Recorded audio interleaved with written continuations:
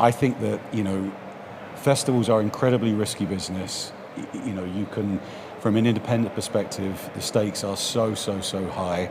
I would advocate against and advise anybody taking something which could jeopardize their future, because the fabric of what we do is the independent sector. It's all very well me putting 6 shows on, 7 shows on in Hyde Park. That's not the industry. The industry is the other 400, okay? And that's where all of these suppliers, work 352 weeks of the year. It's where a lot of new artists come through, etc. And it's what makes the UK festival scene so unique. So we have to protect it.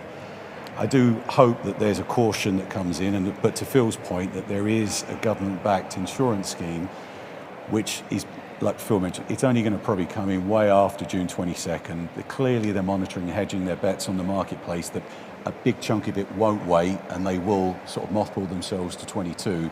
Thus the risk for government in terms of the quantum they have to back naturally becomes smaller. Okay, and becomes easier for them to deal with. More of a chance.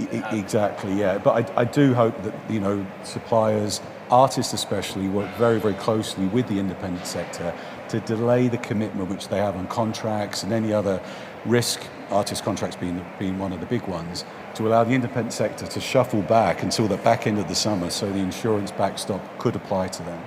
If it's not, I'd question, well, look, everybody's got to make their own decision. Their financial situation is their own. I think the big difference for us is we're longer term players, and obviously we have that resource to be able to provide our own backstop to a point, and I stress to a point, because the scalability of this problem, and you go into some of the festivals that Live Nation run, Reading and Leeds and Download, etc., all the way through to the Hyde Park, and we're talking tens of millions of risk at that point. So for this part of the industry, which then does provide a great deal of investment and cash input into the industry, needs to be protected as well. So the insurance backstop is critical for us to be able to produce those scale of festivals, which does, influence the whole market. Because the other thing is as well, if a lot of these bigger shows don't play, some of the artists won't perform as well, because then the run of dates doesn't become viable for them.